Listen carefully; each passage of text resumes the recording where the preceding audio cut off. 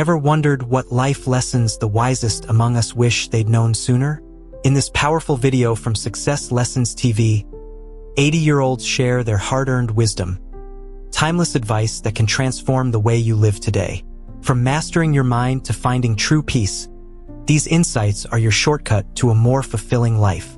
Watch until the end to discover practical knowledge you can apply right now, and don't miss out. Subscribe to Success Lessons TV for more life-changing lessons. The calmer you are, the clearer you think. A simple yet profound truth that resonates through the ages, whispered by those who've walked life's winding paths for 8 decades. In a world that often feels like a storm of notifications, deadlines, and endless noise, finding stillness within is not just a skill. It's a superpower. To control your thoughts is to steer the ship of your life, ensuring that no matter how fierce the waves, you remain steady at the helm. This wisdom, shared by those who've seen life's highs and lows, invites us to pause, breathe, and reclaim the quiet power that lies within our minds. Imagine standing in the eye of a hurricane. Chaos swirls around you, but you remain untouched, your heart steady, your mind crystal clear. This is the essence of calmness.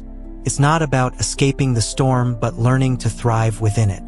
The elders in the transcript remind us that a calm mind cuts through the fog of confusion, allowing us to see solutions where others see only problems. Think of a time when you were overwhelmed, perhaps a work crisis or a personal conflict. Your thoughts raced, each one louder than the last, until you felt like you were drowning in your own mind.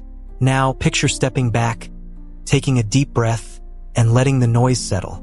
Suddenly, the path forward becomes visible. This is the gift of calmness. It transforms chaos into clarity. But calmness is not a passive state. It's an active choice, a discipline forged through practice. In American culture, where hustle and productivity are celebrated, slowing down can feel counterintuitive. Yet, consider the story of a Silicon Valley executive who, after years of burnout, adopted daily meditation. At first, sitting still for 10 minutes felt like torture. Her mind screamed with to-do lists and anxieties.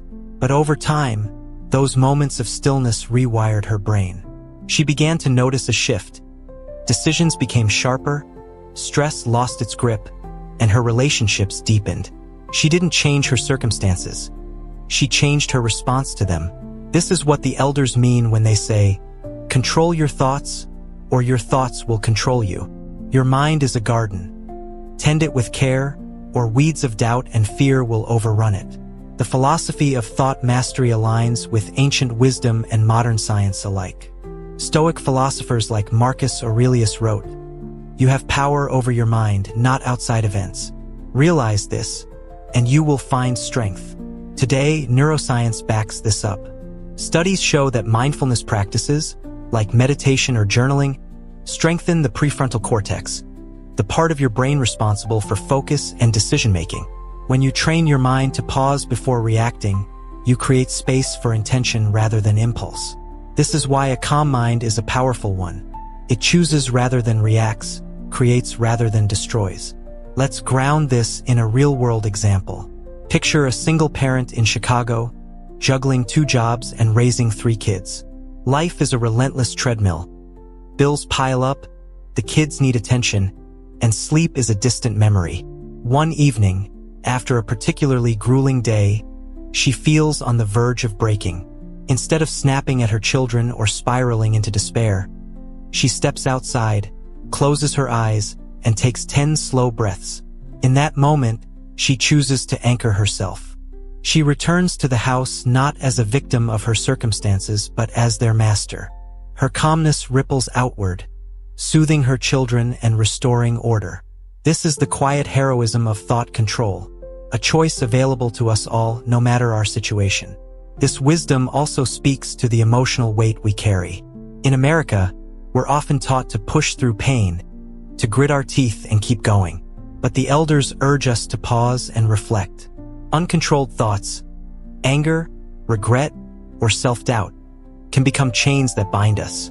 Consider the story of a veteran who returned from service haunted by memories he couldn't escape.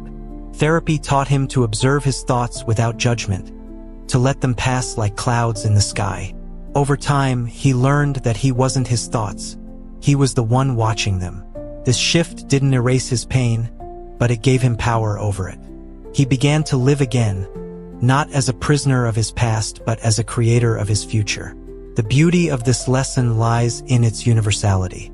Whether you're a student facing exam stress, a professional navigating a toxic workplace, or a retiree seeking purpose, calmness is your anchor.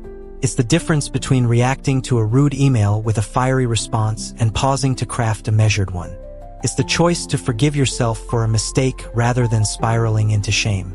It's the courage to sit with uncertainty and trust that clarity will come. The elder's advice is a call to action. Don't let your thoughts run wild. Train them, guide them, and they will serve you. This principle also ties into the American spirit of self-reliance. We value independence, but true independence begins in the mind. When you master your thoughts, you free yourself from the opinions of others, the pressure to conform, or the fear of failure. You become, as the transcript suggests, a ghost, unfazed by external noise, focused on your own growth. This doesn't mean shutting out the world. It means engaging with it on your terms. A calm mind is a confident one, ready to face life's challenges with grace and grit. As we reflect on this wisdom, we see that calmness and thought control are not just personal tools, they're gifts we give to others. A calm presence can de-escalate a heated argument, inspire a struggling friend, or create a safe space for those we love. In a culture that often rewards loudness and speed, choosing stillness is a quiet revolution. It's a reminder that strength doesn't always roar. Sometimes, it whispers. This lesson sets the stage for the next piece of wisdom from the elders: the art of acceptance and letting go. If calmness is the foundation, then releasing what no longer serves us is the next step in building a life of purpose and peace. Life is a river, ever flowing, sometimes gentle, sometimes turbulent, but always moving forward. In the quiet wisdom of those who've navigated its twists and turns for 8 decades, we find a profound truth. To live well is to accept what is, let go of what was, and trust in what will be. This act of acceptance is not surrender. It's an act of courage, a declaration that you will not be anchored to the past. Coupled with this is the unrelenting call to persevere, to push forward when every fiber of your being screams to quit. These lessons, shared by elders who've seen the world change and yet remain steadfast, are not just advice. They're a roadmap to a life of resilience, purpose, and peace. Acceptance is a word that carries weight, often misunderstood as passivity or defeat. But to accept the present is to stand tall in the face of reality, to look at life's imperfections and say, I see you, and I choose to move forward. It's the moment when you stop fighting the unchangeable and start shaping what's within your reach. Imagine a small-town teacher in rural Ohio, facing a classroom of restless students while grappling with personal loss. Her husband passed away unexpectedly, leaving her with grief that feels like a shadow she can't outrun. For months, she resists, clinging to memories, replaying what could have been. But one morning, standing before her students, she realizes they need her presence, not her pain. She chooses to accept her loss, not to forget it, but to carry it differently. She focuses on the laughter in the classroom, the spark in a student's eyes when they grasp a new concept. This is acceptance. Not denying the pain, but refusing to let it define her. It's a choice that sets her free to live again. This wisdom resonates deeply in American culture, where we're often taught to control, to fix, to fight. Yet, the elders remind us that some battles are won by laying down our arms. Acceptance is not about giving up on dreams. It's about releasing the burdens that keep us from chasing them. Consider the story of a young entrepreneur in Atlanta who poured everything into a startup, only to watch it crumble under market pressures. Devastated, he spent months replaying every decision, drowning in what-ifs. But one day, inspired by a mentor's words, he chose to accept the failure as a chapter, not the whole story. He let go of the shame, took the lessons, and started anew. Today, his second venture thrives, not because he erased the past, but because he stopped letting it hold him hostage. The transcript's call to let go of what was is a reminder that clinging to yesterday's mistakes or glories only stalls tomorrow's possibilities. Letting go is the other side of this coin, and it's where the real work begins. To release the past is to unclench your fists, to stop gripping the regrets, grudges, or even the joys that no longer serve you. It's a process, not a moment, and it requires trust. Trust in the future, in yourself, in the unfolding of life. Picture a veteran in Texas, haunted by memories of war. For years, he carried guilt for surviving when others didn't. Therapy taught him to write letters to his fallen comrades, expressing his sorrow and gratitude, then burn them under the wide Texas sky. This ritual wasn't about forgetting. It was about releasing the weight so he could live for those who couldn't. His story echoes the elders' wisdom. You can't reach what's in front of you until you let go of what's behind you. Letting go is not betrayal. It's permission to heal. This act of release is deeply emotional, often requiring us to confront feelings we'd rather bury. In America, where stoicism is sometimes mistaken for strength, letting go can feel like vulnerability. But vulnerability is the birthplace of growth. Think of a single mother in Seattle, raising a teenager who's drifted into trouble. She blames herself, replaying every parenting mistake. But one evening, after a tearful conversation with her son, she realizes that holding on to guilt won't change him. It only dims her light. She chooses to forgive herself, to let go of the perfect mother she thought she had to be. This shift doesn't fix everything, but it opens the door to honest connection with her son. The elders' advice to have faith in what will be is a call to trust that life, like a river, will carve new paths if we let it. Acceptance and letting go are not just personal acts. They're gifts to those around us. When we release resentment, we create space for love. When we accept our flaws, we model grace for others. This wisdom aligns with modern psychology, which shows that acceptance-based therapies, like mindfulness and CBT, reduce anxiety and depression by helping us embrace reality rather than fight it. The elders' words also echo ancient philosophies, Buddhism's teaching of non-attachment, or the Stoic practice of focusing on what's within our control. These ideas, old and new, remind us that peace comes not from changing the world, but from changing how we meet it. Yet, acceptance and letting go are only half the equation. The elders pair this wisdom with a fierce call to perseverance. The moment when you want to quit is the moment when you need to keep pushing. Life tests us, not to break us, but to forge us. Perseverance is the fire that turns dreams into reality, the grit that carries us through the darkest nights. Picture a young athlete in Los Angeles, born with a physical disability that makes running painful. Doctors said she'd never compete, but she refused to let their words be her story. Every morning, she trained, pushing through pain and doubt. Years later, she crossed the finish line of a Paralympic race, not because she was fearless, but because she kept going when fear begged her to stop. Her story embodies the truth that you only fail when you stop trying. This lesson of perseverance is woven into the American spirit. From the pioneers who crossed mountains to the civil rights leaders who marched through hate, our history is shaped by those who refuse to quit. But perseverance isn't always grand. It's often quiet, unseen. Think of a nurse in New York working double shifts during a healthcare crisis. Exhausted, she considers leaving the profession. But each day, she shows up, driven by the faces of her patients. Her persistence isn't just about her. It's a lifeline for those she serves. The elders' wisdom reminds us that nothing lasts forever, not even pain. Tough times are temporary, but the strength we build through them is eternal. Perseverance also requires self-belief, a refusal to let external voices drown out your own. In a culture obsessed with instant success, staying the course can feel lonely. Consider a writer in Nashville, rejected by publishers for years. Friends urged her to give up, but she kept writing, honing her craft in the quiet hours before dawn. One day, her manuscript landed on the right desk, and her book became a bestseller. Her success wasn't luck.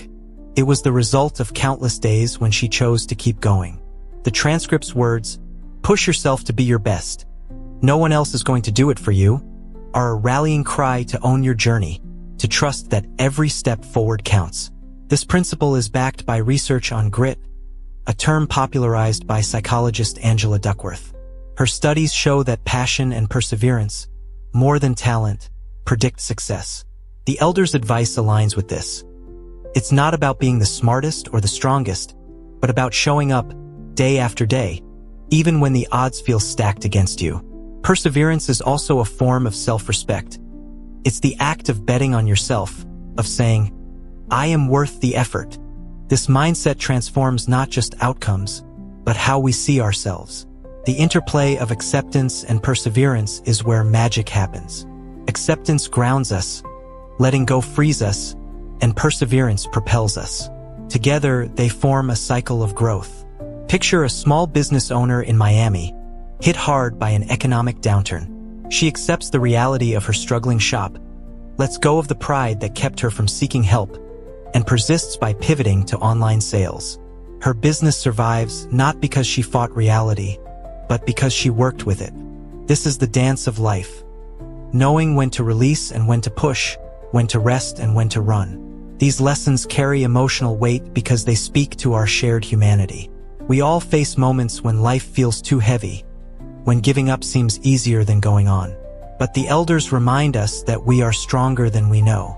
Acceptance is our anchor, letting go is our wings, and perseverance is our engine. In America, where individualism and resilience are celebrated, these truths resonate deeply. They call us to be both soft and strong, to honor our struggles while refusing to be defined by them. As we carry these lessons forward, we prepare for the next wisdom from the elders. The call to focus on ourselves, to grow quietly and steadily, building a life that reflects our deepest values. This journey inward is where true transformation begins, setting the stage for a legacy that endures. Life is a canvas, and you are both the artist and the masterpiece. The elders, with their decades of hard-earned wisdom, remind us that the truest path to fulfillment lies not in seeking applause from the crowd, but in quietly sculpting the best version of ourselves. To focus on self-improvement over proving yourself to others is to choose authenticity over vanity, growth over validation. Hand in hand with this is the profound value of independence. Learning to stand alone, to thrive in your own company, and to surround yourself with those who spark visions and ideas, not drama or doubt. These lessons, woven into the fabric of a life well lived, call us to build a legacy from within, to grow in private until our success speaks for itself, and to choose companions who lift us toward our highest potential. Focusing on self-improvement is a radical act in a world obsessed with comparison.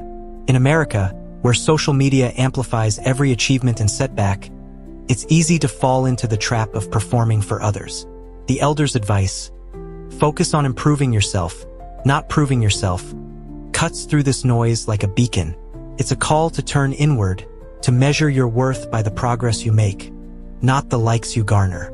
Imagine a young graphic designer in Portland, Oregon, scrolling through Instagram, her heart sinking as she compares her work to polished portfolios online. She feels invisible, unworthy, tempted to chase trends to gain followers. But one day, inspired by a mentor's words, she shifts her focus. She commits to mastering her craft, spending hours studying color theory, experimenting with new techniques, and building a portfolio that reflects her unique voice. Months later, a client discovers her work, not because she shouted it from the rooftops, but because its quality spoke for itself. This is the power of self-improvement. It builds a foundation so solid that recognition comes naturally. This wisdom resonates deeply in American culture, where the self-made ideal is celebrated, yet often misunderstood. True self-improvement isn't about grinding to exhaustion or chasing external markers of success. It's about aligning your actions with your values, about becoming someone you respect. Consider the story of a middle-aged accountant in Denver who felt stuck in a joyless career. For years, he worked to impress his bosses, chasing promotions that left him empty. But one evening, reflecting on his life, he decided to focus on himself. He enrolled in evening classes to study literature, a passion he'd abandoned in youth. He read voraciously, wrote poetry in secret, and slowly rediscovered his spark. He didn't need a corner office to feel alive.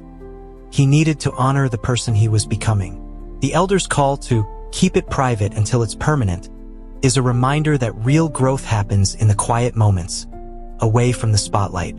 This process of self-improvement is both practical and emotional. It requires discipline, setting goals, showing up daily, and embracing the discomfort of growth. But it also demands compassion, the grace to forgive yourself when you stumble. Picture a college student in Boston, struggling with self-doubt after failing a crucial exam. The pressure to prove herself to her parents and peers feels crushing. Instead of spiraling, she takes a step back. She creates a study plan, seeks help from a tutor, and celebrates small wins, like mastering a difficult concept. She keeps her journey private, not out of shame, but to protect her progress from external judgment. By semester's end, her grades soar, but more importantly, her confidence does. This is what the elders mean. Self-improvement isn't just about results. It's about rebuilding trust in yourself. The science of personal growth supports this wisdom. Psychologists like Carol Dweck emphasize the growth mindset, the belief that effort and learning can transform your abilities. By focusing on self-improvement, you shift from a fixed view of who you are to an expansive one of who you can become. This mindset fosters resilience, as every setback becomes a lesson, not a verdict. The elders' advice also echoes the Stoic principle of focusing on what's within your control, your effort, your attitude, your choices. In a culture that often equates worth with external validation, choosing to improve for yourself is a quiet rebellion, a refusal to let others define your value. Yet, self-improvement is not a solitary journey. It's enriched by the company we keep.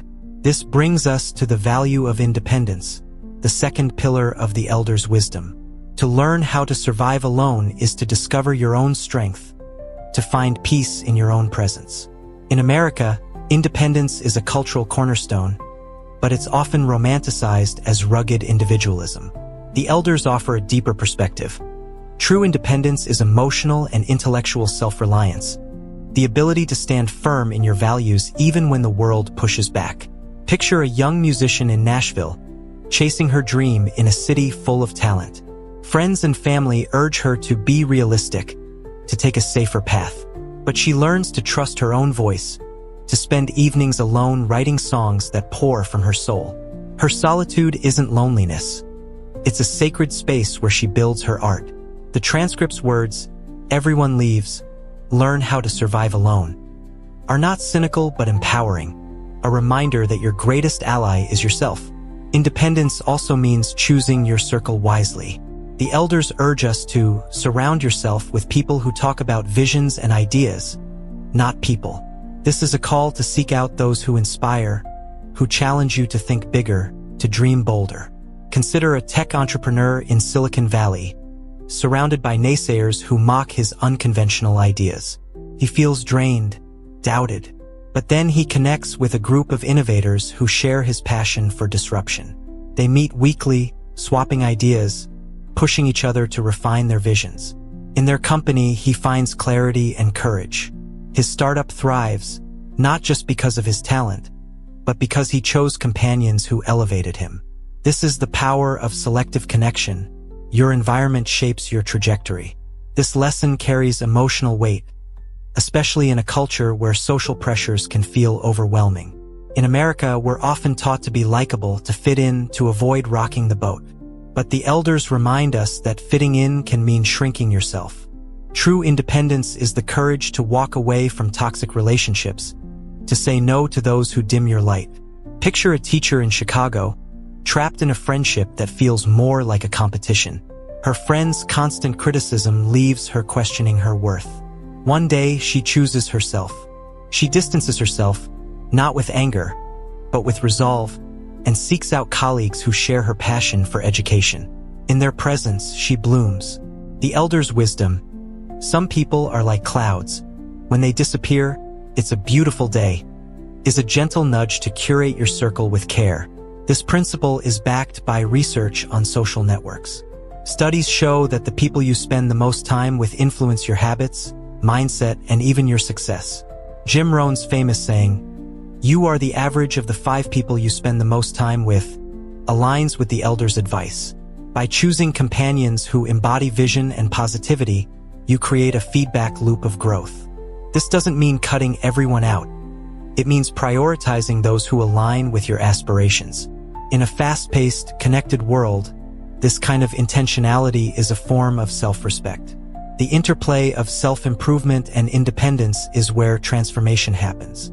Focusing on yourself builds the inner strength to stand alone, while independence gives you the clarity to choose who walks beside you. Together, they create a life of purpose, where your growth is your own, and your connections amplify it. Picture a single father in Miami, raising his daughter while working as a mechanic. He commits to self-improvement, taking night classes to become an engineer. He studies alone, fueled by a vision of a better future. But he also joins a community group of working parents, where he finds encouragement and ideas. His daughter sees his grit and grows up believing in her own potential. His journey shows that self-improvement and independence are not just personal. They ripple outward, inspiring others. These lessons are deeply emotional because they touch on our universal longing to be seen, to matter, to belong. In America, where success is often measured by external markers, wealth, status, followers, the elders' wisdom is a counterpoint. They remind us that true success is internal, built in the quiet moments when you choose yourself, when you trust your path, when you surround yourself with those who see your potential. This is not a rejection of community but a redefinition of it, a call to build one that honors your growth. As we carry these truths forward, we prepare for the next layer of wisdom, the call to protect our peace and to respond to life's challenges with strength and grace. This journey of self-mastery and intentional connection sets the stage for a life that is not just lived, but cherished. Life is a delicate balance, a dance between holding on and letting go, between standing firm and softening your heart. The elders, with their weathered hands and knowing eyes, offer two timeless truths to guide us through this dance. Protect your peace as if it were your most precious treasure, and choose forgiveness over vengeance, for it is the mark of true strength. To value your peace of mind is to build a sanctuary within, a refuge from the chaos of negativity and toxic influences. To forgive, to let go of grudges, is to free yourself from the chains of resentment, allowing your spirit to soar toward growth and purpose. These lessons, distilled from 8 decades of triumphs and trials, are not just advice. They're a call to live with intention, to cultivate a life where your heart is light and your soul is strong. In a world that often feels like a cacophony of demands, distractions, and drama, protecting your peace is an act of rebellion. The elders' wisdom, value your peace of mind, is a reminder that your inner calm is not a luxury but a necessity, the foundation of a life well lived. In American culture, where busyness is worn like a badge of honor, carving out space for tranquility can feel radical. Yet, it's in this space that we find clarity, strength, and joy. Picture a nurse in Atlanta, working long shifts in a bustling hospital. The stress of her job, coupled with the negativity of a gossiping coworker, leaves her drained, her spirit heavy.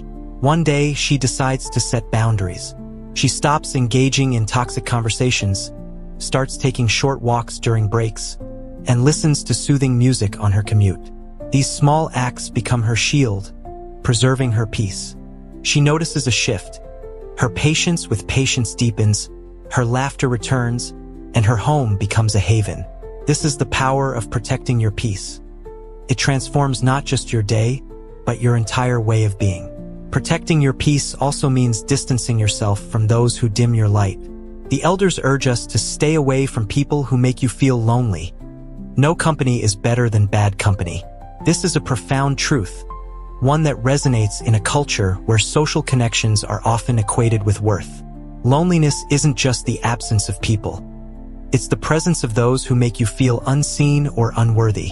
Consider a college freshman in Seattle, struggling to fit in with a group of classmates who thrive on sarcasm and criticism. At first, she tries to conform, laughing at jokes that sting, but she feels hollow.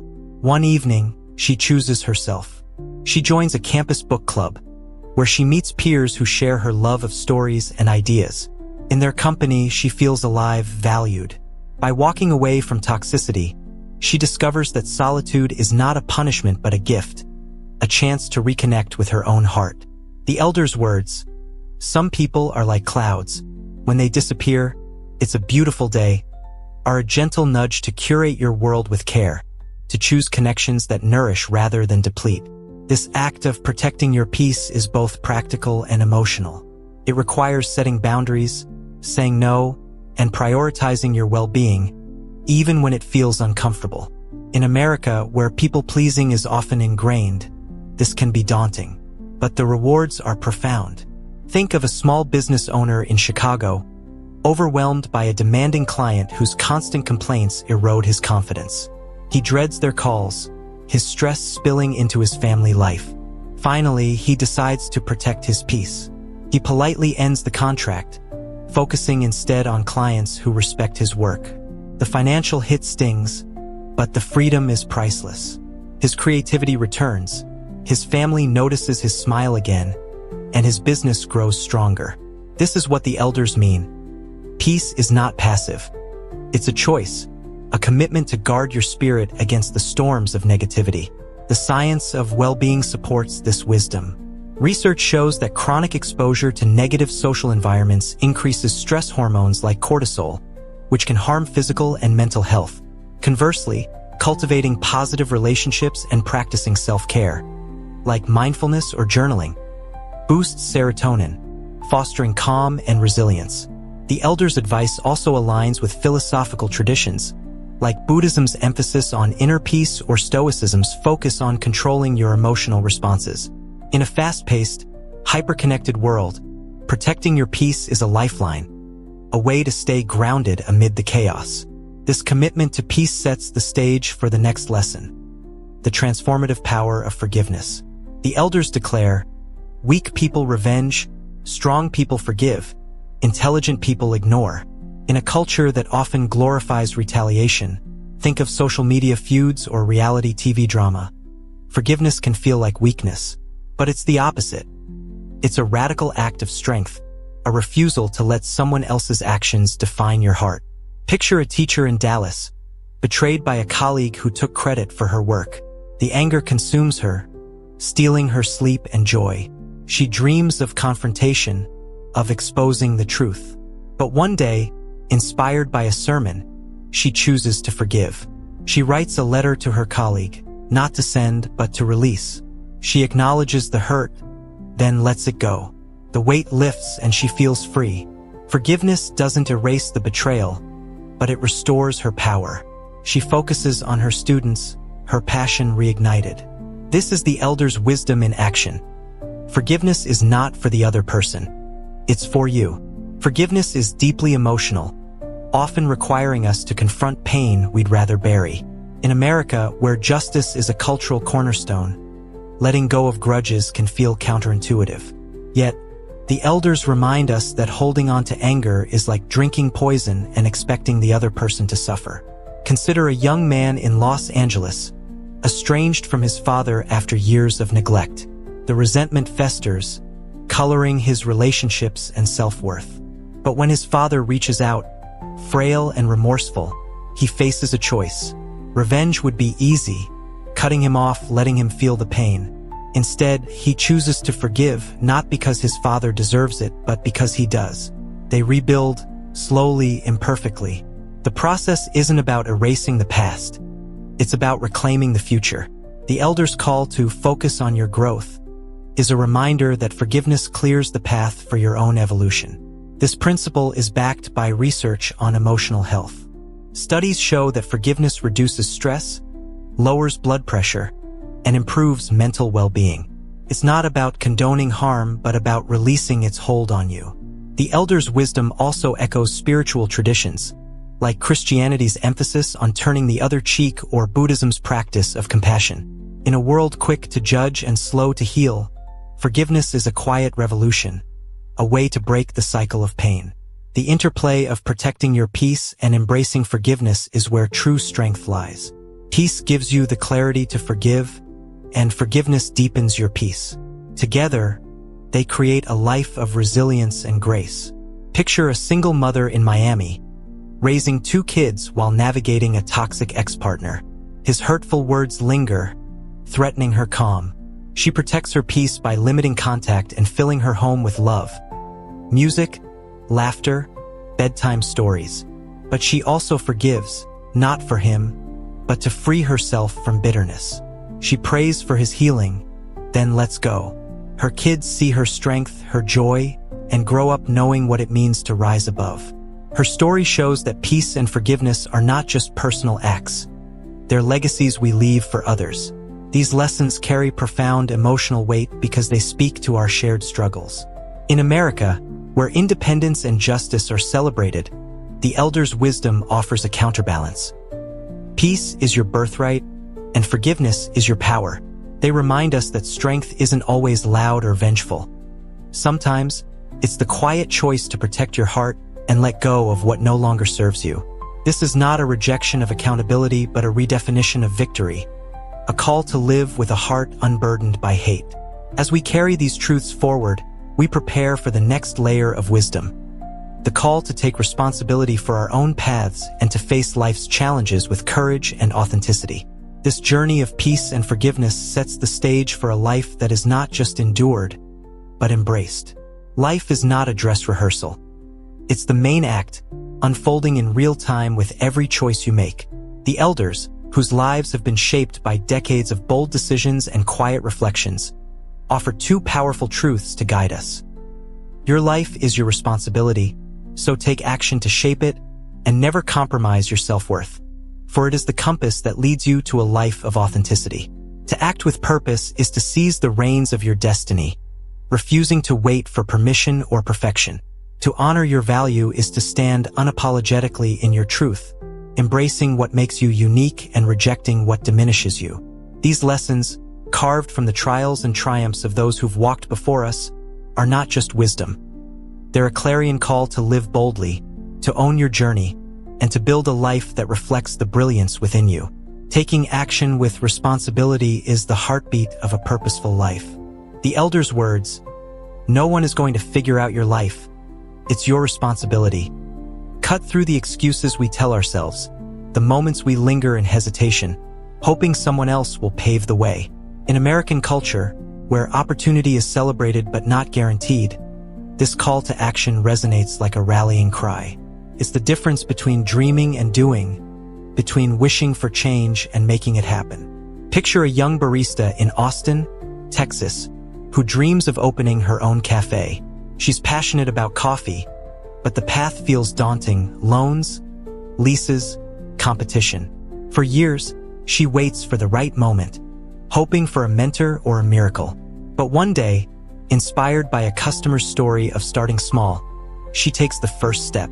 She enrolls in a business course, saves every tip, and drafts a plan. It's not glamorous, but it's action. 2 years later, her cafe opens, a cozy haven where locals gather. Her success isn't luck. It's the result of owning her responsibility to act. The elders' wisdom reminds us, the first step to getting anywhere is deciding you're not willing to stay where you are. This principle of action is both practical and deeply emotional. It requires courage to move forward despite fear, discipline to break goals into manageable steps, and resilience to keep going when obstacles arise. In America, where the hustle is glorified, it's easy to confuse action with busyness. But the elders urge purposeful action, steps that align with your vision, not just motion for motion's sake. Consider a single father in Detroit, working as a factory worker while raising his son. He dreams of a better life but feels trapped by routine. One evening, he decides to act.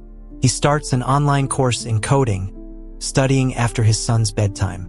The hours are grueling, the doubts relentless, but he persists. A year later, he lands a tech job, doubling his income. His son sees his grit and grows up believing in possibility. This is what the elders mean. Action isn't just about you. It's a legacy of courage for those who watch you rise. The science of goal setting supports this wisdom.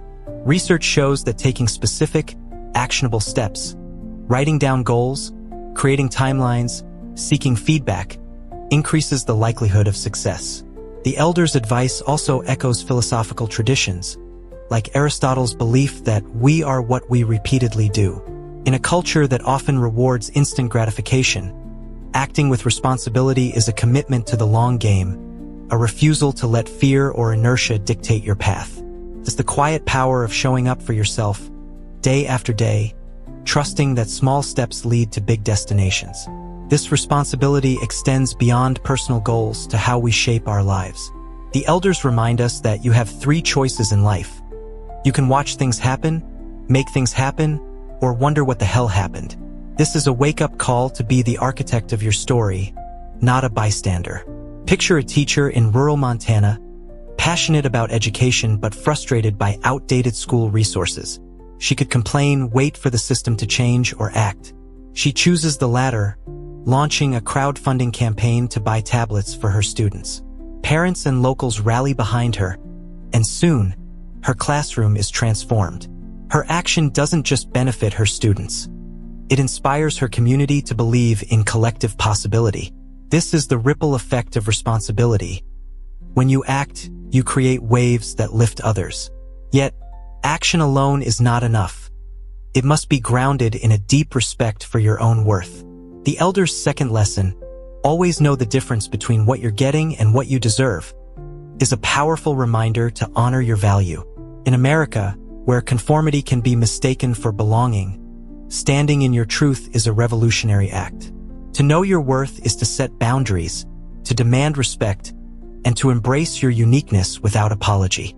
Picture a young software engineer in San Francisco, working in a tech startup where her ideas are dismissed because of her age and gender. First, she shrinks, doubting her value. But one day, reflecting on her contributions, she realizes she deserves better. She speaks up in meetings, pitches bold projects, and seeks a mentor who sees her potential. Her confidence shifts the room. Her colleagues begin to listen. She doesn't just change her workplace. She redefines her place in it. The elders' call to not be afraid of being different is a reminder that your uniqueness is your strength, not a flaw. This lesson of self-worth is deeply emotional, touching on our universal need to be seen and valued. In a culture that often ties worth to achievements, money, titles, followers, it's easy to feel less than. But the elders urge us to redefine worth from within. Consider a retiree in Florida who spent her career as a nurse, always putting others first. After retiring, she feels invisible, her identity tied to her job. But she begins volunteering at a community garden, sharing her knowledge of plants. The younger volunteers admire her wisdom, and she realizes her value isn't tied to a paycheck. It's in her passion, her stories, her presence. This shift doesn't just restore her confidence. It inspires others to see their own worth. The elders' wisdom. Once you realize you deserve better, letting go will be the best decision ever, is a call to release anything that dims your light, whether it's a job, a relationship, or a mindset. The science of self-esteem supports this truth. Studies show that individuals with a strong sense of self-worth are more likely to set healthy boundaries, pursue meaningful goals, and build fulfilling relationships. The elders' advice also aligns with philosophical ideas, like Ralph Waldo Emerson's call to trust thyself. In a world quick to judge, honoring your worth is a form of self-love, a commitment to live authentically, even when it means standing alone. The interplay of action and self-worth is where transformation ignites. Taking responsibility for your life empowers you to act, while knowing your worth ensures those actions align with your truth. Together, they create a life of purpose and integrity. Picture a young artist in New York, struggling to make ends meet while chasing her dream. She works odd jobs, her confidence battered by rejection. But she decides to act. She applies for grants, builds a portfolio, and shares her work online. At the same time, she honors her worth, refusing to undersell her art or conform to trends. One day, a gallery curator discovers her work, drawn to its raw authenticity. Her exhibition sells out not because she chased fame, but because she trusted her value and acted on it. Her story shows that action without self-worth is hollow, and self-worth without action is stagnant. These lessons carry profound emotional weight because they speak to our shared desire to live meaningfully, to be the heroes of our own stories. In America, Where individualism is a cornerstone, the elders' wisdom offers a nuanced perspective. Responsibility is your power, and self-worth is your guide. They remind us that life is too short to wait for others or to shrink to fit someone else's mold. This is not a rejection of community but a call to bring your fullest self to it, to act with courage and live with conviction. As we carry these truths forward, we prepare for the next layer of wisdom. The call to live with purpose, to work for a cause greater than applause, and to seize the fleeting moments of life. This journey of action and self-worth sets the stage for a life that is not just lived, but celebrated. Life is a fleeting symphony, each note precious, each moment a chance to create something beautiful. The elders, with their weathered wisdom and hearts full of lessons, offer two profound truths to guide us through this fleeting dance. Live with purpose, not for applause, and treat time as the priceless gift it is, acting now before it slips away. To live meaningfully is to pour your soul into causes that matter, to express your truth rather than chase fleeting validation. To honor time is to embrace the urgency of now, to stop postponing dreams and start building them today. These lessons, distilled from 8 decades of joy, pain, and reflection, are not just advice. They're a call to craft a life that resonates with purpose and seizes every second of its fleeting beauty. Living with purpose is the art of aligning your life with what sets your soul ablaze. The elders' words, "Work for a cause, not for applause. Live life to express, not to impress," are a powerful antidote to a culture obsessed with external validation. In America, where social media metrics and public approval often define success, this call to authenticity is revolutionary. It's about choosing depth over flash, impact over image. Picture a community organizer in Philadelphia, dedicating her weekends to a local food bank. She could chase a high-profile career, flaunting her achievements online, but instead, she focuses on feeding families in her neighborhood. Her work is quiet, sorting donations, coordinating volunteers, but its impact is profound. Families eat because of her. Children smile because she cared. She doesn't need a spotlight. Her purpose is her reward. The elders' wisdom reminds us that a life lived for meaning outshines one lived for recognition. This principle resonates deeply in American culture, where the pursuit of happiness is a founding ideal, yet often misconstrued as chasing status or wealth. True purpose isn't about what you gain. It's about what you give. Consider a retired firefighter in Colorado, who, after decades of service, felt adrift without his badge. He started mentoring at-risk youth, teaching them resilience through outdoor adventures. He didn't do it for praise. He did it because he believed every kid deserved a chance. Years later, one of his men's, now a successful entrepreneur, credits him for changing his life. The firefighter's legacy isn't in medals but in the lives he touched. The elders' call to live to express, not to impress, is a reminder that purpose is found in authenticity, in doing what aligns with your core, even when no one is watching. Living with purpose is both practical and deeply emotional. It requires clarity, knowing what matters to you, and courage to pursue it, even when it's unglamorous or misunderstood.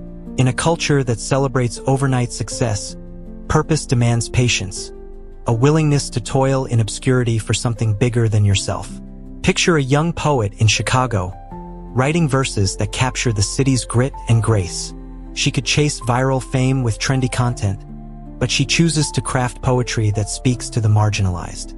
She reads at small open mics, her words stirring hearts in dim-lit rooms. One day, a publisher discovers her work, and her collection becomes a quiet sensation. Her success isn't about fame. It's about staying true to her voice. This is what the elders mean. Purpose isn't a destination. It's a way of being, a commitment to live from your truth. The science of purpose supports this wisdom. Research shows that individuals with a sense of purpose live longer, experience less stress, and report higher life satisfaction. Purpose acts as an anchor, grounding us through life's storms. The elders' advice also echoes philosophical traditions, like Viktor Frankl's belief that meaning is the key to survival. In a world that often feels fragmented, living with purpose is a rebellion against superficiality, a choice to build a life that matters not just to you, but to the world around you. This commitment to purpose is inseparable from the second lesson, the urgency of time. The elder's words, "One day you will wake up and there won't be any more time to do the things you've always wanted. Do it now," are a wake-up call, a reminder that time is the currency of life, and we spend it only once. In America, where procrastination is a cultural temptation, this call to action cuts through the haze of someday. Picture a middle-aged accountant in Seattle who always dreamed of writing a novel. For years, she delayed, waiting for the perfect moment, when the kids were older, when work slowed down. But one day, a health scare jolted her. She realized time wasn't guaranteed. She started writing, carving out an hour each evening. Her novel, a story of love and loss, took years to complete, but when it was published, it touched readers across the country. Her story shows that time waits for no one, but action transforms it into legacy. This lesson of time's preciousness is deeply emotional, touching on our universal fear of regret. In a culture that often prioritizes productivity over passion, it's easy to push dreams to the back burner. But the elders remind us that life is like a coin. You can spend it any way you wish, but you only spend it once. Consider a grandfather in rural Georgia who always wanted to learn the guitar. In his youth, he postponed it for work, then for family. Now in his 70s, he picks up a second-hand guitar and takes lessons. His fingers fumble, but his heart soars. He plays for his grandchildren, his music a gift of joy and courage. His story isn't about mastery. It's about refusing to let time slip away unused. The elder's wisdom is a call to act now, to stop waiting for permission or certainty. The science of time management supports this truth. Studies show that proactive behavior, setting goals, prioritizing tasks, and acting decisively, reduces regret and increases fulfillment. The elder's advice also aligns with philosophical ideas, like the Stoic concept of memento mori, a reminder of life's brevity. In a world that distracts us with endless noise, honoring time is a form of self-respect, a commitment to make every moment count. The interplay of purpose and time is where life's magic unfolds. Living with purpose gives your time meaning, while honoring time ensures your purpose comes to life. Together, they create a life of impact and urgency. Picture a teacher in Los Angeles, passionate about environmental education. She could settle for a comfortable career, but her purpose drives her to act. She launches an after-school program, teaching kids to plant gardens and recycle. Time presses her. She balances grading, parenting, and planning, but she refuses to delay. Her program grows, inspiring students to advocate for the planet. Her work isn't about recognition. It's about leaving the world greener.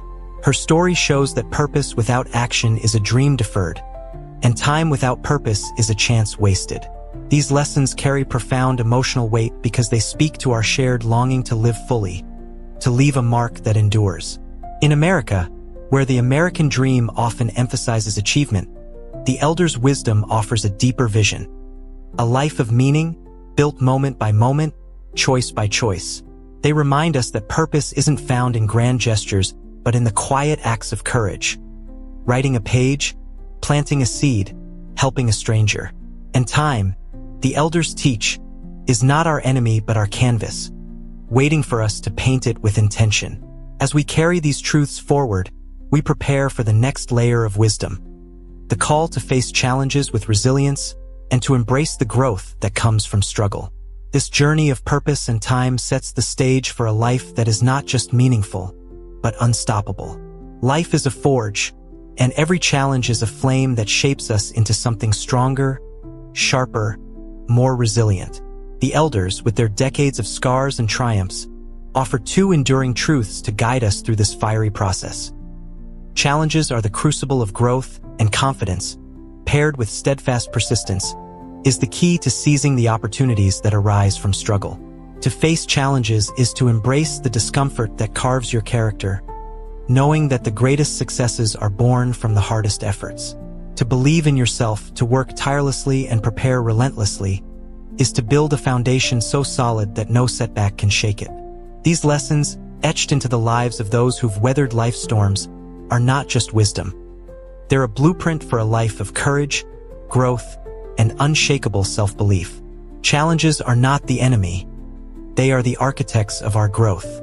The elders' words, "If it doesn't challenge you, it won't change you," are a powerful reminder that discomfort is the crucible where transformation happens. In American culture, where success is often portrayed as effortless, this truth is a wake-up call.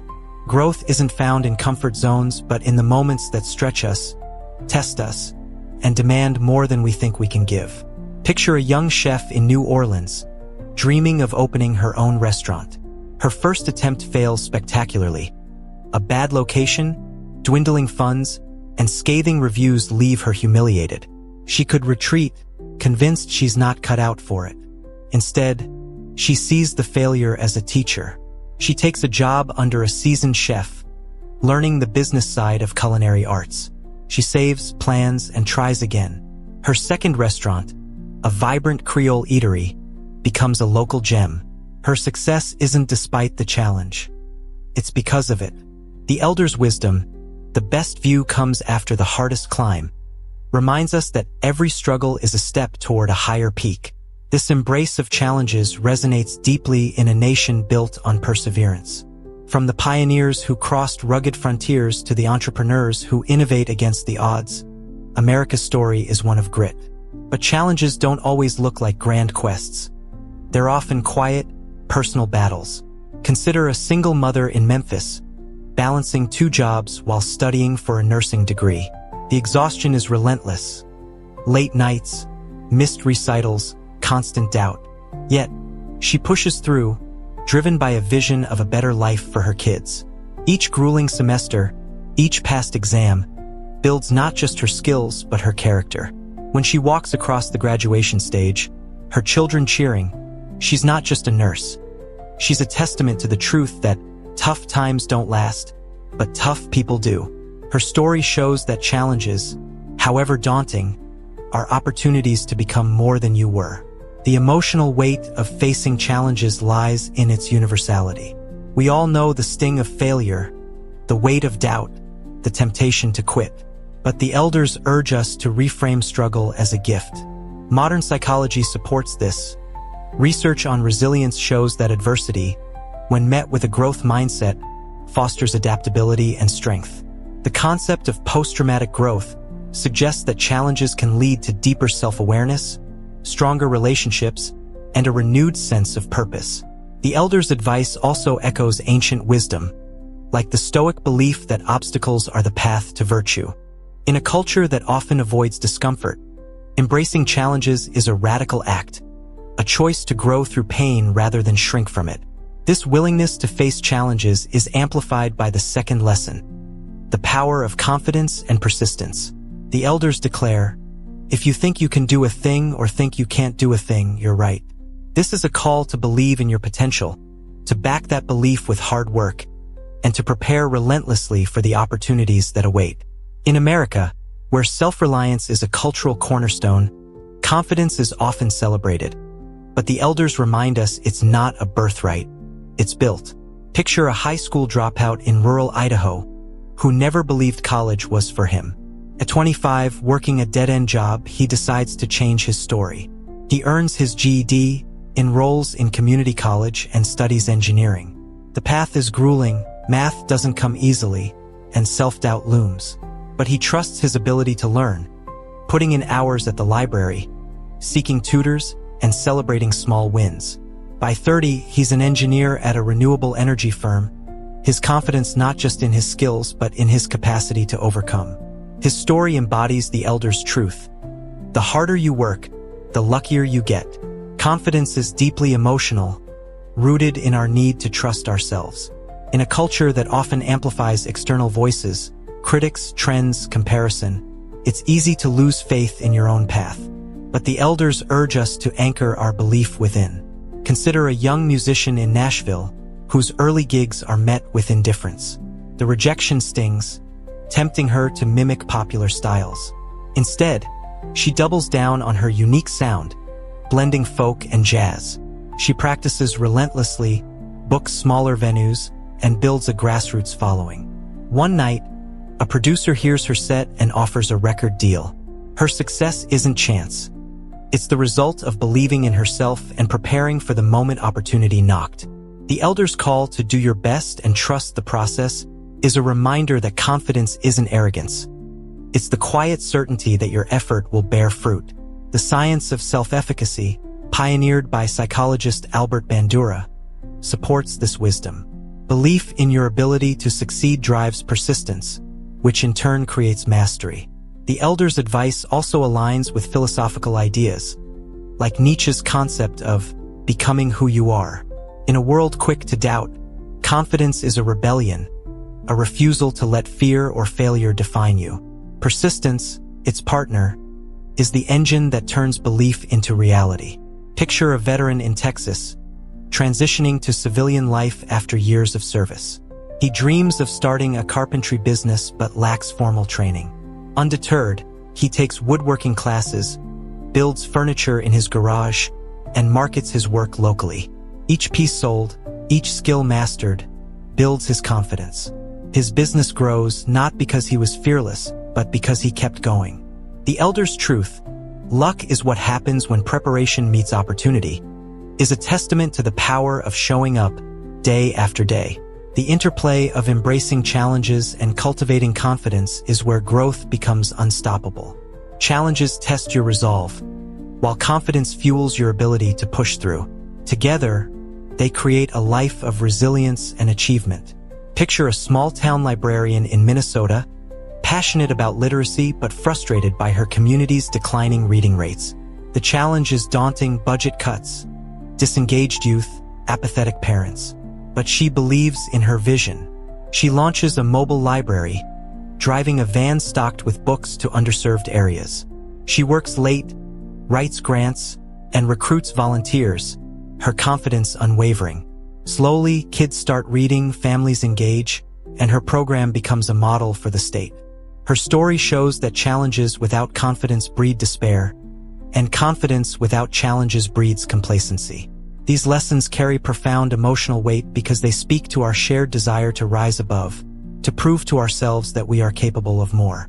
In America, where the underdog story is a cultural touchstone, the elders' wisdom offers a deeper perspective. Challenges are your forge, and confidence is your fire. They remind us that growth isn't linear. It's messy, painful, glorious. This is not a rejection of ease, but a call to embrace the struggle, to trust your strength, and to prepare for the moments that define you. As we carry these truths forward, we prepare for the next layer of wisdom, the call to practice self-compassion and to trust that time heals, guiding us toward a life of balance and renewal. This journey of resilience and self-belief sets the stage for a life that is not just endured, but transformed. Life is a tapestry, woven from moments of triumph, struggle, and quiet reflection. Each thread a chance to grow closer to the person you're meant to be. The elders, with their decades of wisdom etched into every line on their faces, offer two profound truths to guide us through this intricate weaving. Practice self-compassion, embracing your mistakes as stepping stones to growth, and live fully in the present, for it is the only moment you truly own. To care for yourself with kindness is to build a reservoir of strength, forgiving your missteps and learning from them with grace. To anchor yourself in the now is to free your mind from the shadows of the past and the uncertainties of the future, letting positive thoughts shape a life of clarity and joy. These lessons, drawn from lives rich with experience, are not just advice. They're an invitation to live with tenderness toward yourself and presence in every fleeting moment. Self-compassion is the gentle art of treating yourself with the same kindness you'd offer a dear friend. The elders' words, practice self-compassion, we are all human and everyone makes mistakes, are a soothing balm in a culture that often demands perfection. In America, where achievement is celebrated and failure stigmatized, learning to forgive yourself can feel like a radical act. It's about recognizing that mistakes don't define you, they refine you. Picture a young teacher in Boston, overwhelmed by her first year in the classroom. A poorly planned lesson flops, and her students disengage, leaving her riddled with self-doubt. She replays the moment, berating herself for not being good enough. But one evening, Inspired by a colleague's advice, she shifts her approach.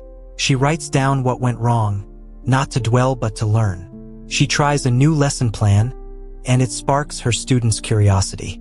By embracing her mistake with kindness, she grows not just as a teacher, but as a person who trusts her capacity to improve. The elder's wisdom reminds us that self-compassion isn't weakness. It's the courage to rise again. This principle resonates deeply in a nation that values resilience but often overlooks the softer side of strength. Self-compassion isn't about excusing errors. It's about learning from them without losing your sense of worth. Consider a small business owner in Denver whose startup fails after a risky investment. The financial loss stings, but the emotional toll is heavier. Shame whispers that he's a failure. He could spiral, but instead he chooses kindness. He journals about the experience, acknowledging his courage in trying, and seeks advice from a mentor. Slowly, he rebuilds, launching a new venture with wiser strategies. His comeback isn't just about business. It's about reclaiming his self-respect. The elder's call to accept mistakes and learn from them is a reminder that growth begins with grace, with treating yourself as a work in progress, not a finished product. Self-compassion is both practical and profoundly emotional. It involves tangible steps, reflecting on errors, seeking feedback, setting realistic goals, and a heart open to forgiveness. In a culture that often equates self-criticism with discipline, this shift can feel foreign, but the rewards are transformative. Picture a college student in Miami, struggling with anxiety after bombing a crucial presentation. The harsh voice in her head calls her incompetent, but she pauses. She breathes deeply, writes a letter to herself acknowledging the effort she put in, and commits to practicing public speaking. Over time, her confidence grows, and her next presentation shines. Her journey isn't about erasing the past, but about learning to hold it lightly. This is what the elders mean. Self-compassion builds a bridge from failure to growth, from shame to strength. The science of self-compassion, pioneered by researcher Kristen Neff, supports this wisdom. Studies show that self-compassion reduces stress, boosts resilience, and fosters a growth mindset. It's not about lowering standards, but about creating a safe space to take risks and learn. The elders' advice also echoes spiritual traditions, like Buddhism's emphasis on loving kindness or Christianity's call to forgive as you are forgiven. In a world quick to judge, self-compassion is a quiet rebellion, a choice to nurture your spirit even when you stumble. This tenderness toward yourself pairs beautifully with the second lesson, the power of living in the present. The elders' words, "We live only now. Everything else is either past or is unknown," are a clarion call to anchor yourself in the moment you're in.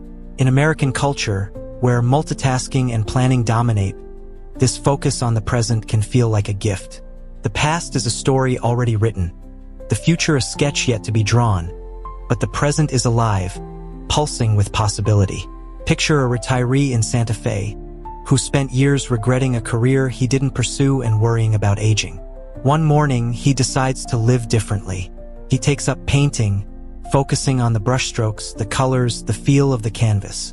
Each moment he spends creating is a moment free from regret or fear. His paintings, vibrant and soulful, are exhibited at a local gallery, not because he chased fame, but because he lived fully in the now.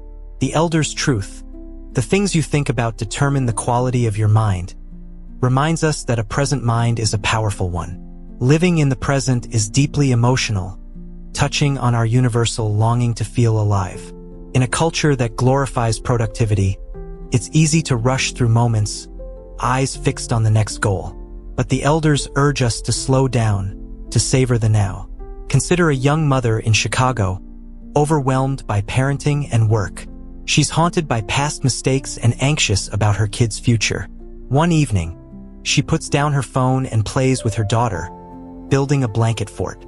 They laugh, fully immersed in the moment, and for the first time in months, she feels light. That fort becomes a memory they both cherish, not because it was grand, but because it was present. The elders' call to focus on what you can control is a reminder that the present is your canvas. Paint it with intention. The science of mindfulness supports this wisdom. Research shows that present-focused practices, like meditation or gratitude journaling, reduce anxiety and enhance well-being. The elders' advice also aligns with philosophical ideas, like the Stoic focus on the present moment or the Buddhist concept of mindfulness. In a world that pulls us in every direction, living in the present is a form of freedom, a choice to claim the only moment that's truly yours. The interplay of self-compassion and presence is where life's beauty unfolds. Self-compassion gives you the grace to live fully in the now, unburdened by past regrets or future fears. Presence, in turn, deepens your self-compassion, grounding you in the reality of who you are, flaws and all. Together, they create a life of balance and joy. Picture a veteran in Portland, haunted by memories of war. Therapy teaches him to practice self-compassion, to forgive himself for surviving when others didn't. He also learns mindfulness, focusing on the sensation of his morning coffee, the sound of birds outside. These practices don't erase his pain, but they anchor him in the present, where healing begins. His story shows that self-compassion without presence can feel fleeting, and presence without self-compassion can feel hollow.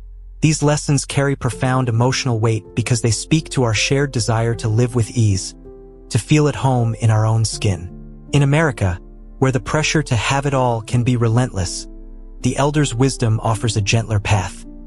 Be kind to yourself and be here now. They remind us that life isn't about perfection but about showing up, moment by moment, with an open heart. This is not a rejection of ambition but a call to pursue it with grace, to live in a way that honors both your humanity and your dreams. As we carry these truths forward, we prepare for the next layer of wisdom. The call to learn from the past, to master ourselves, and to let our direction guide us more than our speed. This journey of self-compassion and presence sets the stage for a life that is not just lived, but deeply felt. Life is a journey through peaks and valleys, a story written in moments of pain, growth, love, and resilience. The elders, with their hearts seasoned by 8 decades of living, offer 2 final truths to guide us to the end of this remarkable path. Let go of the pain but hold fast to the lessons, for true strength lies in mastering yourself, and embrace life's highs and lows with love, facing fears and cherishing memories as the threads that weave your story.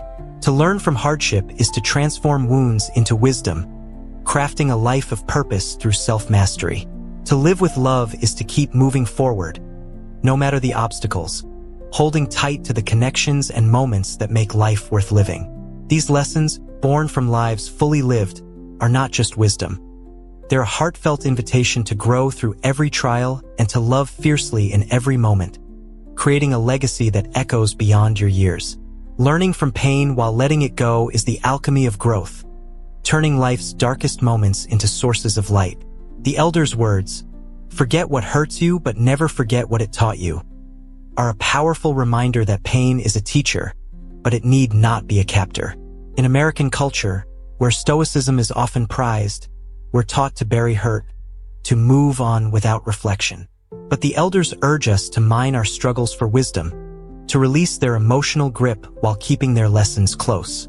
Picture a young widow in Savannah, Georgia, grappling with the sudden loss of her husband. Grief threatens to swallow her. Every corner of her home holds memories that sting. For months, she resists, clinging to the pain as a way to stay connected to him. But one day, she begins to write, pouring her sorrow onto the page. Through her words, she discovers lessons, resilience, gratitude for love shared, the fragility of life. She starts a blog, sharing her journey, and her words touch thousands. By letting go of the pain's weight, she transforms it into purpose, embodying the elders' truth. Mastering yourself is true power. This process of learning and letting go is both practical and deeply emotional. It requires reflection, journaling, therapy, or quiet contemplation to distill lessons from hardship. It also demands courage to release the emotional hold of pain, to trust that healing doesn't mean forgetting. Consider a laid-off factory worker in Pittsburgh whose identity was tied to his job. The loss leaves him bitter, replaying years of loyalty betrayed. But he chooses to learn. He enrolls in a coding bootcamp, discovering a passion for tech. The pain of his layoff fades, but its lesson, adaptability, fuels his new career as a software developer. His story shows that pain, when processed with intention, becomes a catalyst for reinvention. The elder's call to learn from who you were is a reminder that every struggle shapes you, not as a victim, but as a creator of your future. The science of learning from adversity supports this wisdom. Research on post-traumatic growth shows that reflecting on hardships can lead to greater self-awareness, stronger relationships, and a renewed sense of purpose. The elder's advice also echoes philosophical traditions, like Stoicism's focus on turning obstacles into opportunities or Buddhism's emphasis on impermanence. In a culture that often avoids pain, learning from it is a radical act, a choice to grow through what hurts rather than be defined by it. Self-mastery, the elders teach, is the ultimate strength.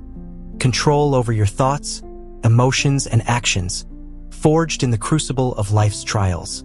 This journey of self-mastery is enriched by the final lesson, the enduring power of love and life's resilience. The elders' words, "People change, love hurts, friends leave, things go wrong, but life goes on," are a heartfelt acknowledgement that life is messy, yet love, in all its forms, is its heartbeat. In America, where individualism can sometimes overshadow connection, this call to love fiercely, face fears, and cherish memories is a reminder of what truly matters. Picture a single father in Seattle, raising his teenage daughter after a painful divorce. The betrayal stings, and fear of failing as a parent looms. But he chooses love. He listens to his daughter's dreams, faces his fear of vulnerability by sharing his own struggles, and builds new memories. Late-night talks, weekend hikes. Their bond grows, not despite the hardship, but because he embraced life's messiness. The elder's truth, love is rare, grab it. Memories are sweet, cherish them. Reminds us that love, even when it hurts, is the fuel that keeps us moving. This lesson is profoundly emotional, touching on our universal need for connection and meaning. In a culture that often prioritizes productivity over relationships, the elders urge us to pause and hold tight to what makes life rich. Consider a nurse in Chicago who faced fear head-on during a public health crisis. Exhausted and scared, she could have quit, but love for her patients kept her going. She comforted the dying, held hands through fear, and carried their stories home. Years later, a patient's family sends her a letter, thanking her for the love she showed. That letter, tucked in a drawer, is a memory she cherishes, a reminder that love endures beyond the moment. The elder's call to face fear is a reminder that courage isn't the absence of fear but the choice to act through it, driven by love. The science of positive psychology supports this truth. Studies show that strong relationships and meaningful memories boost well-being, acting as buffers against stress. The elders' advice also aligns with spiritual traditions, like Christianity's emphasis on love as the greatest commandment or Buddhism's call to cultivate compassion. In a world that can feel divided, living with love is a quiet revolution, a choice to connect, to heal, to remember. The interplay of learning from pain and living with love is where life's deepest meaning emerges.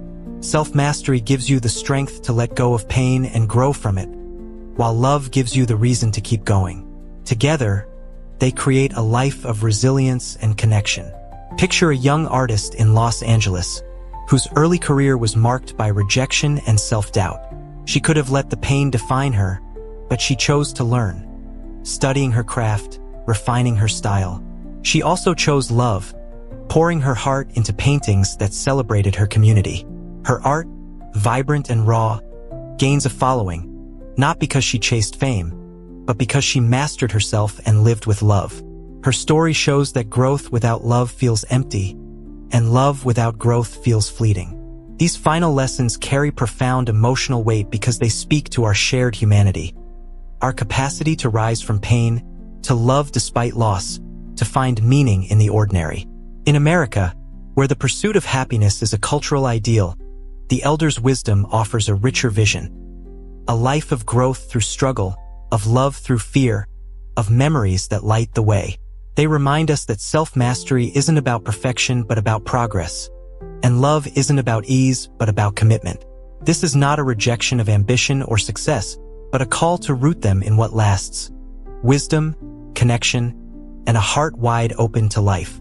As we stand at the end of this journey, we see that the elders' lessons, from calmness to love, from action to presence, are threads in a single tapestry, each one essential to a life well lived. They challenge us to grow through pain, to love fiercely, to live now, and to leave a legacy not of wealth or fame, but of a spirit that endured, loved, and grew. Let these truths be your guide, your light, your courage to live a life that is not just survived, but cherished, a story told in every choice, every moment, every heartbeat. As we stand at the end of this journey, guided by the timeless wisdom of those who've lived 8 decades, we see a tapestry woven from courage, love, resilience, and purpose, from the quiet power of a calm mind to the fierce strength of self-mastery, from the urgency of seizing time to the tenderness of loving fiercely. These lessons form a roadmap for a life not just lived, but cherished. The elders have shown us that life is not about avoiding pain but growing through it, not about chasing applause but building meaning, not about perfection but progress. Each truth, calmness, acceptance, perseverance, self-worth, purpose, presence, and love, is a thread in the fabric of a life well lived, a legacy that endures beyond our years. In today's world, where noise drowns out clarity and comparison steals joy, these lessons are more vital than ever. The chaos of modern life, endless notifications, societal pressures, and the race for more can pull us from our center. But the elders' wisdom offers an anchor. Start with yourself. Practice self-compassion when you stumble, for mistakes are teachers, not chains. Stay present, savoring the moment you're in, for it's the only one you truly own. Act with purpose, not for likes or praise, but to honor the causes that light your soul. Surround yourself with those who lift you, forgive those who hurt you, and believe in your ability to rise, no matter the odds. Above all, love. Love yourself, love others, love the messy, beautiful gift of life. These are not just lessons. They're a way of being, a path to a life that feels full, not because it's flawless, but because it's yours. To apply this wisdom now, begin small but begin today. Pause each morning to breathe, grounding yourself in calm before the day's rush. Reflect on one challenge you face. What lesson does it hold? Take one step toward a dream you've delayed, whether it's writing a page, calling a friend, or learning a skill. Celebrate your worth by saying no to what diminishes you and yes to what aligns with your truth. In a world that demands speed, choose depth. In a culture that glorifies perfection, choose growth. The elders remind us that life is short, but it's wide. Fill it with moments that matter, with love that endures, with courage that transforms. This is your invitation to rise, to weave your own tapestry of a life well lived. The elders' words are not just for reflection but for action. So, take their wisdom, make it your own, and share it with the world. Subscribe to Success Lessons TV on YouTube for more stories and insights that inspire you to live boldly and love deeply. And in the comments below, share one word that captures what this journey means to you. Rise. Let's build a community of growth, resilience, and purpose, one lesson, one moment, one rise at a time.